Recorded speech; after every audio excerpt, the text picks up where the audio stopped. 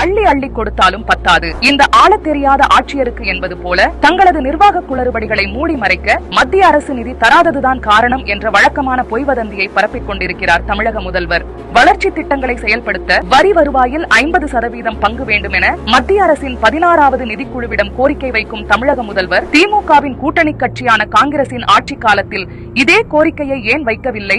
மேலும் யுபிஏ ஆட்சியின் 12வது நிதிக்குழுவின் கீழ் வழங்கப்பட்ட நிதியை விட பாஜகவின் ஆட்சியின் 15வது நிதிக்குழுவின் கீழ் வகுக்கக்கூடிய வரி தொகுப்பிலிருந்து தமிழகத்திற்கு விநியோகிக்கப்படும் நிதியின் அளவு 155% அதிகரித்துள்ளது என்பதை தமிழக முதல்வர் வழக்கம் போல மறந்துவிட்டாரா?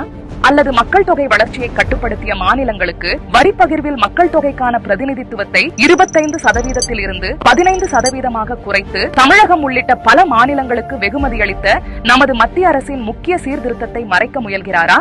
எந்நேரமும் நமது மத்திய அரசிடம் எங்களுக்கு இன்னும் அதிக நிதி கொடுங்கள் என்று அடம்பிடிக்கும் தமிழக முதல்வர் இதுவரை மத்திய அரசு வழங்கிய நிதிகளுக்கு உரிய கணக்கு காண்பிக்க முடியுமா?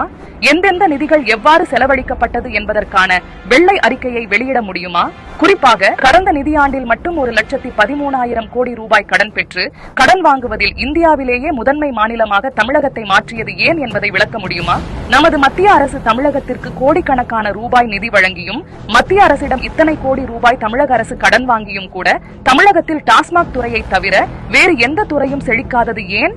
கேட்பாரற்று கிடக்கும் தமிழக பள்ளிக்கல்வித்துறை, ஊசலாடிக் கொண்டிருக்கும் உயர்கல்வித்துறை, முடங்கி கிடக்கும் மருத்துவத்துறை, பழுதாகி போன போக்குவரத்து துறை, தொடர் மின் கட்டண உயர்வால் ஷாக்கடிக்கும் மின்சாரத்துறை, விழிபிதுங்கும் விலைவாசி மற்றும் வரி உயர்வு போன்ற இந்த திராவிட மாடல் அரசின் நிர்வாக கோளாறுகளை மூடி மறைக்க மத்திய அரசின் மீது மீண்டும் மீண்டும் பழி சுமத்தி மக்களை திசை திருப்ப முயற்சிக்க வேண்டாம் என தமிழக முதல்வரை வலியுறுத்துகிறோம்.